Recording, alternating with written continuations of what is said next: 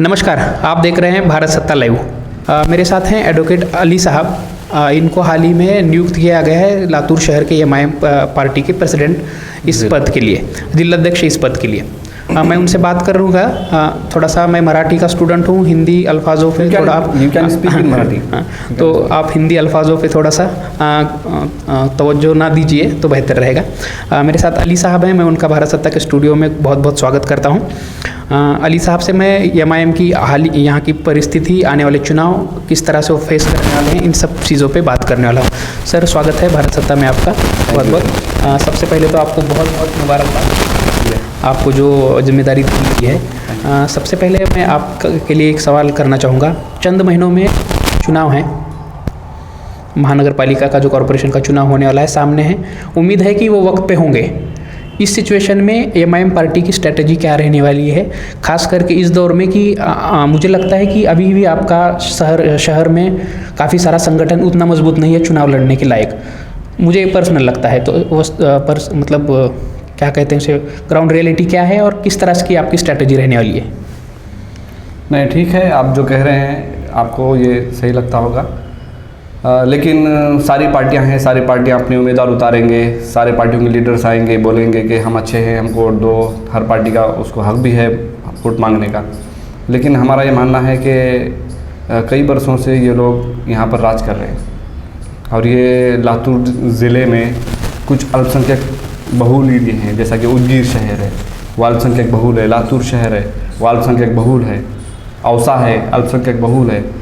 लेकिन जिस ज़िले के जो राजनेता हैं वो राज कर रहे हैं, उन्होंने इस ज़िले के लिए कुछ खास किया नहीं है।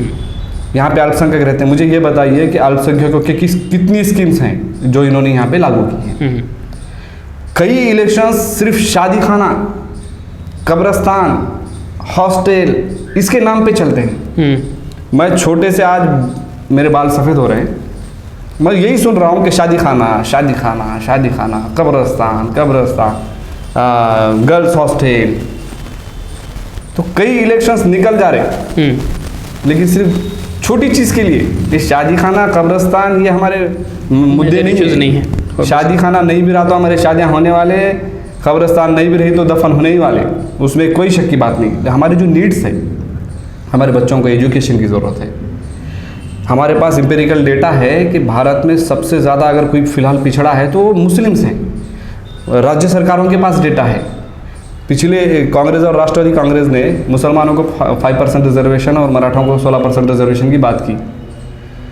एम्पिरिकल डेटा की कमी की वजह से मराठा रिजर्वेशन को कोर्ट ने इजाज़त नहीं दी, लेकिन मुस्लिम आरक्षण को कोर्ट ने इजाज़त दी, दे दो बोली, उसके बावजूद आज तक रिजर्वेशन नहीं मिला। एजुकेशन में हमारे एमएलए साहब पालक मंत्री हैं, उन्होंने गांधी चौक में भी आके बैठे थे बोर्ड लेके कि मुस्लिम आरक्षण दो, हम उनके साथ हैं। आज जो सत्ता में हैं, आज जो मंत्री हैं, आज क्या साफ सूख गया उनको, क्यों नहीं बोल रहे मुसलमानों को आरक्षण दो?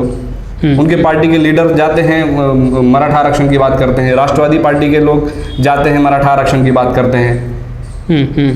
तो ये जो मसले हैं लातूर के, इनसे यहाँ के राजनेताओं को कोई लेना देना नहीं है। ये वक्त वक्त पे रंग बदलते हैं। पिछले बार उनका अलग रंग था, आज उनका अलग रंग है।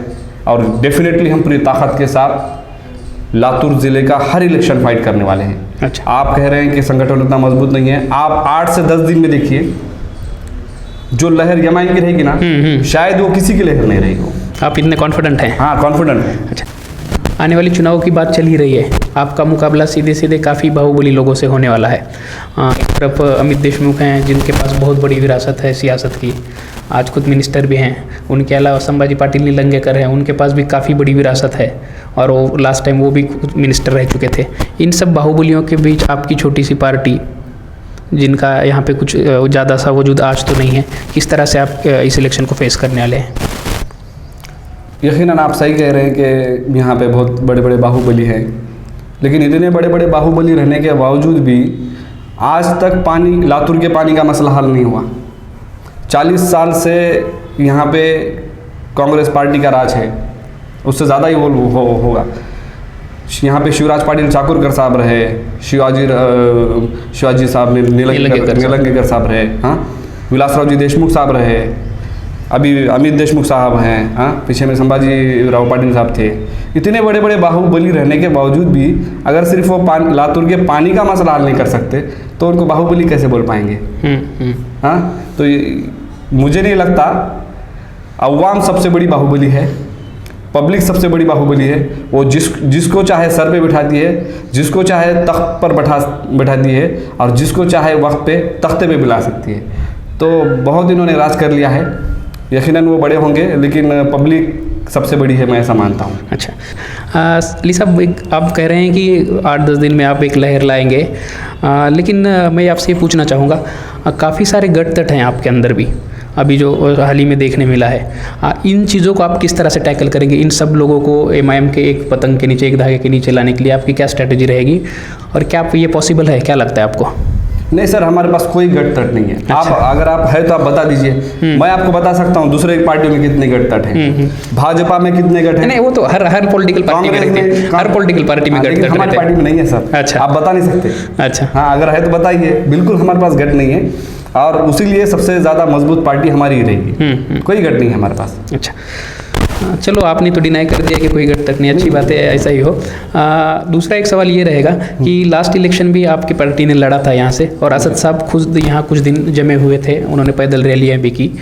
इसके बावजूद भी ये लातूर का जो क्राउड है या लातूर की जो आवाम है, जो मुस्लिम हो या नॉन मुस्लिम हो, जहाँ तक मैं समझा हूँ, ये आवाम मतलब जज्बाती तकरीरें, इस तरह के जो क्या कहते हैं उसे, जिस तरह की ऐसी तकरीरें वगैरह होती हैं, इमोशनल बयानबाजी, इसको मतलब ज़्यादा फॉलो नहीं करते लोग। उसके चलते आपको पिछले इलेक्शन में काफ़ी कम वोट मिले थे, वो एक ओवरऑल शेयर भी देखा जाए तो। इस परिस्थिति में लातूर के लिए आपका क्या प्लान रहेगा खास करके? नहीं सर, लातूर की जनता अब अवेयर है और बिल्कुल वो हमारे साथ है। हाँ, ये आप जो कह रहे हैं कि पिछले इलेक्शन में भी जनता हमारे साथ थी। प्रॉब्लम हमारा था कि हमने जो स्ट्रेटजी के साथ चलना चाहिए था, कहाँ पे कैसा कैंडिडेट सेलेक्ट करना था, बहुत सारी कमियां थी, वो हम में थी। पब्लिक हमारे साथ है, हम नाकाम रहे, मतलब मैं उस वक्त हम पार्टी से थोड़ा सा दूर हो गए थे। तो हमारे इन चीज़ों की वजह से नुकसान हुआ। अदरवाइज़ लातूर की जनता बहुत अच्छी ताकत के साथ, देखिए जिस वक्त हमारी पार्टी उतनी मीडिया में नहीं थी, तब हमने इस ज़िले में, इस ज़िले को बंजर ज़मीन कहा जाता था, यहाँ पे हमने हमारे खाते खोले। आप भी जानते हैं जलकोट में, देवनी में। अब तो पार्टी की चैनल चलता ही नहीं हमारे सिवा, कोई न्यूज़ चैनल हमारे सिवा चलता ही नहीं है। तो आज हमको ये बताने की ज़रूरत नहीं है कि एमआईएम ये है, एमआईएम के प्रेसिडेंट ये है। आज देश की जनता पूरी जानती है कि एमआईएम क्या है, एमआईएम के काम क्या हैं, एमआईएम के पास कितने एजुकेशनल इंस्टीट्यूट हैं, कितने हॉस्पिटल्स हैं। देश की किसी पार्टी के पास इतने पॉलिटिकल एजुकेशनल इंस्टीट्यूट नहीं है, हॉस्पिटल्स नहीं है, सोशल किसी के पास नहीं, कोई पॉलिटिक्स, कांग्रेस के पास भी नहीं है। तो एमआईएम ने क्या काम किया है? कोविड में सबसे ज़्यादा अगर किसी ने मदद की तो एमआईएम ने मदद की है। पार्लियामेंट में अगर सबसे ज़्यादा किसी की अटेंडेंस है तो असदुद्दीन ओवैसी की अटेंडेंस है। असदुद्दीन ओवैसी साहब हर बार संसद रत्न चुने जाते हैं। इम्तियाज़ जलील साहब फर्स्ट टाइम चुनकर आए हैं। उन्होंने इतने इश्यूज़ को उठाया, इतने मसलों को उठाया कि वो भी टॉप 10 में आए हुए हैं। तो हमारी पार्टी काम करती है, दिन रात काम करती है।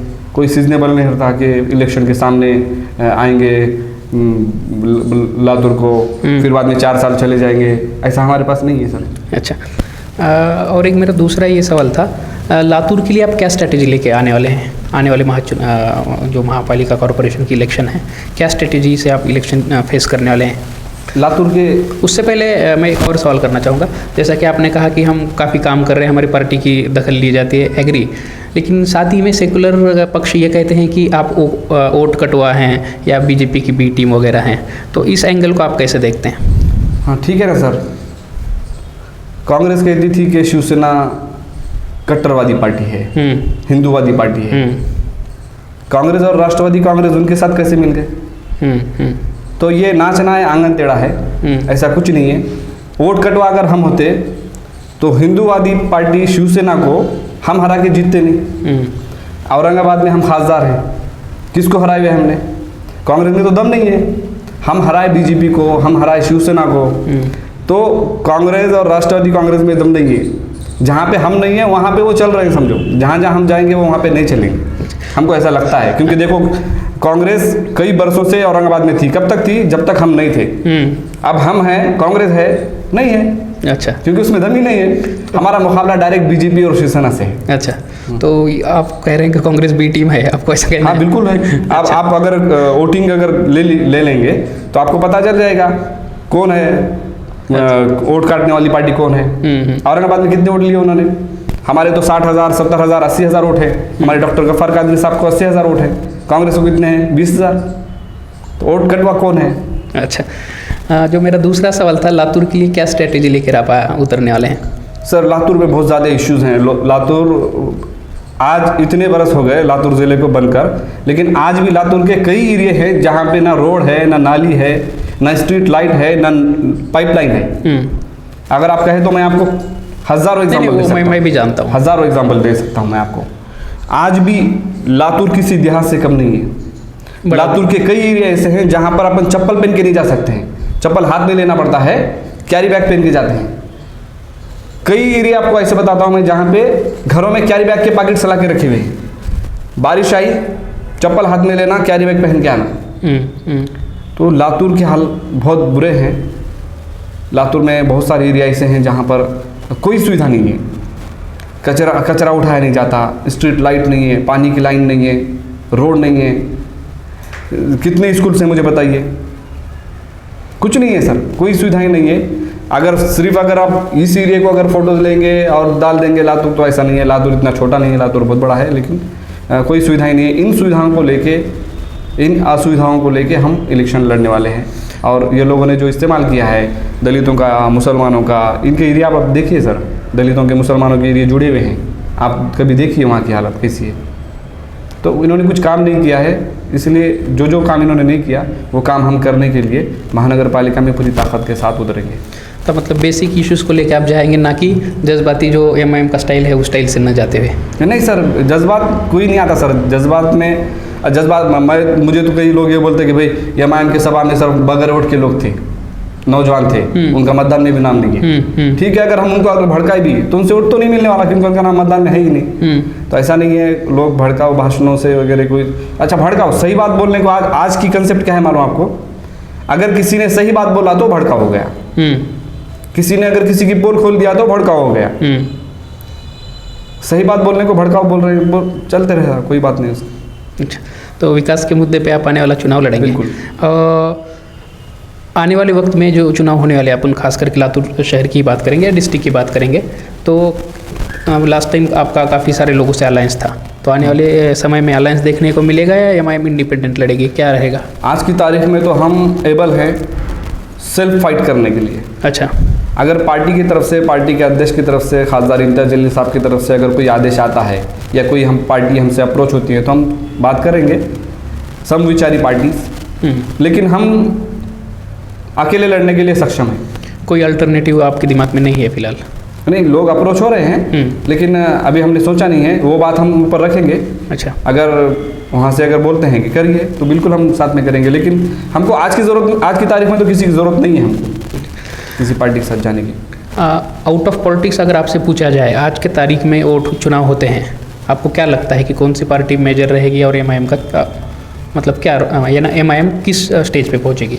पूर्व का जो हिस्सा है, ये आउट ऑफ पॉलिटिक्स, एक जिनियन, एक लातूर कर बोल कर आपको क्या लगता है?